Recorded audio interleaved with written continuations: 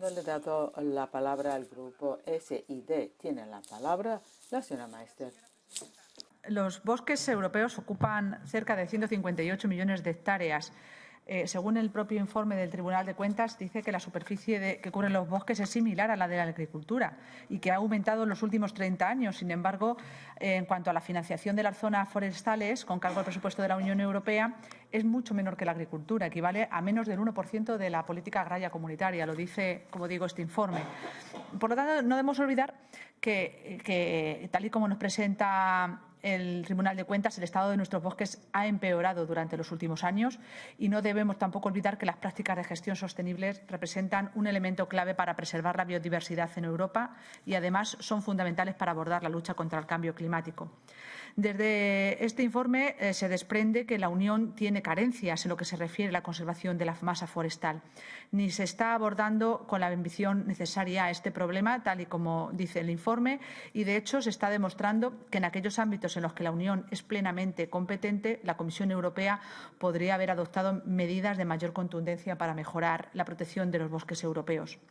El resultado es que no solo no estamos aprovechando el potencial de nuestros bosques como sumidores de carbono, sino que estamos permitiendo que su estado se deteriore. Sin embargo, según se desprende del informe, tenemos las herramientas necesarias en nuestra mano. Me ha parecido especialmente relevante, por ejemplo, que la Comisión Europea no haga uso con asiduidad de la teledetección para detectar y luchar contra la tala ilegal, que aún hoy se sigue produciendo en la Unión.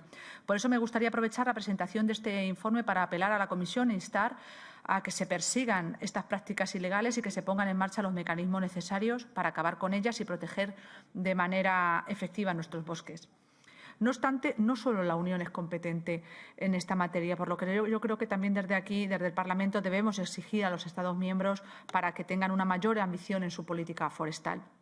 Considero que las recomendaciones del Tribunal de Cuentas van en la buena dirección y confío en que la Comisión las escuchen y las implementen. Desde este Parlamento, desde luego, que velaremos para que así sea. Me gustaría hacer también o unirme a las sugerencias emitidas por el Tribunal y pedir a la Comisión que recabe y defienda y difunda conocimientos entre los Estados sobre las prácticas necesarias para la adaptación de los bosques al cambio climático. Además, en la línea con lo que dice el Pacto Verde y la estrategia de biodiversidad, debemos garantizar que el dinero europeo se destine a prácticas sostenibles y respetuosas con el medio ambiente. Por lo tanto, necesitamos que la Comisión recabe la información necesaria para garantizar que el dinero europeo dedicado a la silvicultura no se termina empleando en prácticas perjudiciales para el medio ambiente. Y, en este sentido, también es necesario conocer la contribución de las políticas forestales de los Estados miembros para mitigar ese cambio climático y, ante todo, también, y no menos importante, para proteger la biodiversidad.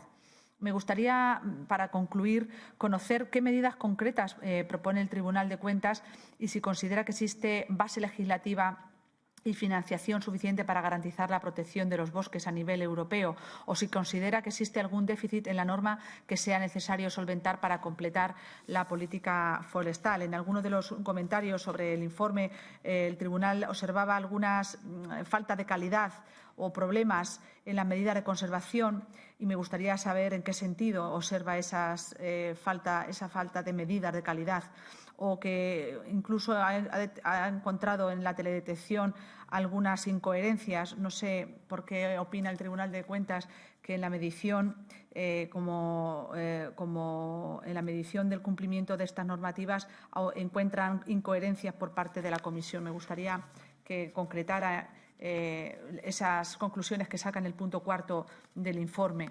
En cualquier caso, agradecer muchísimo la información y el estudio proporcionado, que también a nosotros nos permite trabajar para cumplir nuestros objetivos de una manera más eficaz de lo que se está haciendo hasta ahora. Nada más y muchas gracias.